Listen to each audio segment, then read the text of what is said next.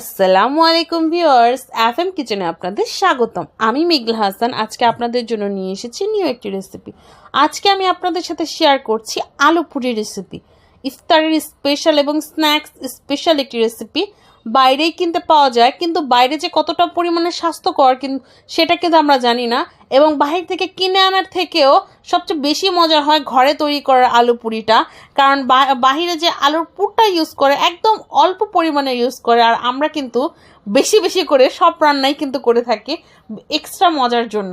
So আমার এই ভিডিওটা আপনাদের জন্যই, যারা একটু বেশি মজা করে খেতে পছন্দ করেন। তো আমার ফুল ভিডিও দেখবেন, চ্যানেলটাকে সাবস্ক্রাইব করবেন, লাইক কমেন্ট শেয়ার করবেন। টেনে টেনে দেখবেন না, তাহলে কিন্তু বুঝতে পারবেন না। তো বেশি কথা না বললে আমি মূল রেসিপিতে চলে যাব, চলুন। তো প্রথমে আমি একটা বোল নিয়ে নিয়েছি আর দিয়ে দিচ্ছি 1 কাপ পরিমাণের আটা। আপনারা আটা ময়দা যে কোনো কিছু দিতে পারেন। লবণ দিয়ে দিচ্ছি 1/2 চা চামচ।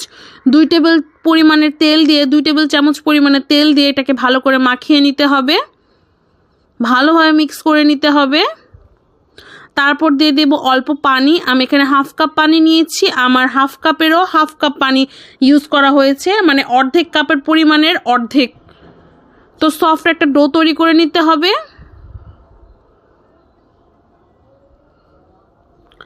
এখন পুরি তৈরি করার পালা। তার জন্য পুরটা তৈরি করব। আমি এখানে 2টা মিডিয়াম সাইজের আলুকে সেদ্ধ করে মথে নিয়েছি।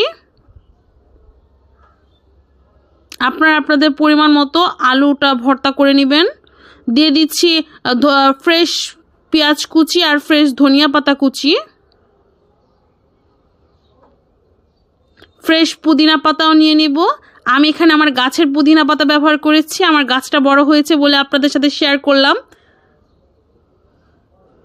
ফ্রেশ পুদিনা পাতা কুচি নিয়েছি, লবণ নিয়ে নিয়েছি, আর চিলি ফ্লেক্স নিয়ে নিয়েছি। আপনারা চাইলে চিলি ফ্লেক্সের পরিবর্তে শুকনো মরিচ তেলে ভেজে নিতে পারেন। সবগুলো একত্রে মেখে নিতে হবে। আলুর ভর্তার কিন্তু রেসিপি আমার চ্যানেলে দেওয়া আছে, আপনারা চাইলে দেখে আসতে পারেন। তো আমি এখন আটাটাকে মথে ভাগ করে নেব, বিভিন্ন লেচি কেটে নেব। আমার এখানে 10টা লেচি হয়েছে।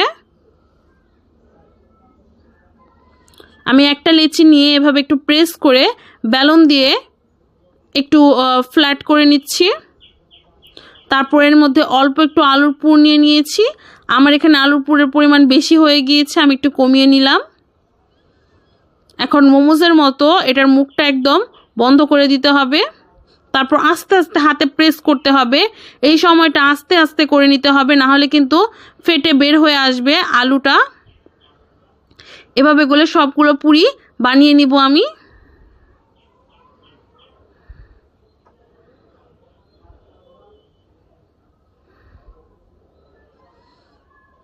আমি পুরটা দিয়ে দিলাম, অল্প একটু পুর দিলাম। এখন দেখুন মোমোসের মতো খুব সুন্দর করে এটা রাউন্ড হয়ে গিয়েছে। এখন এটাকে আস্তে আস্তে প্রেস করে আমি পুরি বানিয়ে নেব। আপনারা চাইলে হাতে ওই কাজটা করতে পারেন। তো আমি আঁচটাকে মিডিয়াম হিটে রেখেছি, পুরিটাকে দিয়ে দিয়েছি। এটাকে বেশি ওলট পালট করার প্রয়োজন নেই, কারণ ফুলে এমনিতে উপরে উঠে আসবে, তখন একটু উল্টিয়ে দিলে হবে। আর এটাকে ড্যাব ড্যাব করে আর কি যে তেলের ভেতর চুবিয়ে চুবিয়ে এটাকে ভাজতে হবে। খুরচুন দিয়ে আপনি তেলের ভেতরে হালকা প্রেস করে দিবেন। প্রেস করতে করতে এটা ভাজা হয়ে যাবে সব দিক দিয়ে। এভাবে প্রেস করে নেবেন। তো আমার এখানে পুরিগুলো ভাজা হয়ে গিয়েছে। আপনার পছন্দ অনুযায়ী কালার করে নিয়ে তারপর উঠিয়ে ফেলবেন। হয়ে গেল আমার মুচমুচে পুরি। বাকিগুলোকে আমি এভাবে ভেজে নেব। যখন পুরি ভাজছিলাম তখন খুব সুন্দর একটা স্মেল আসছিল, এত ভালো লাগছিল আমি বলে বোঝাতে পারবো না। খুবই ক্রিস্পি হয়েছে আর খেতে দারুণ এই পুরিটা। আপনারা ঘরে বানিয়েই বাচ্চাদেরকে নিয়ে উপভোগ করতে পারেন। আর তৈরি করতে বেশি সময় প্রয়োজনও হয় না।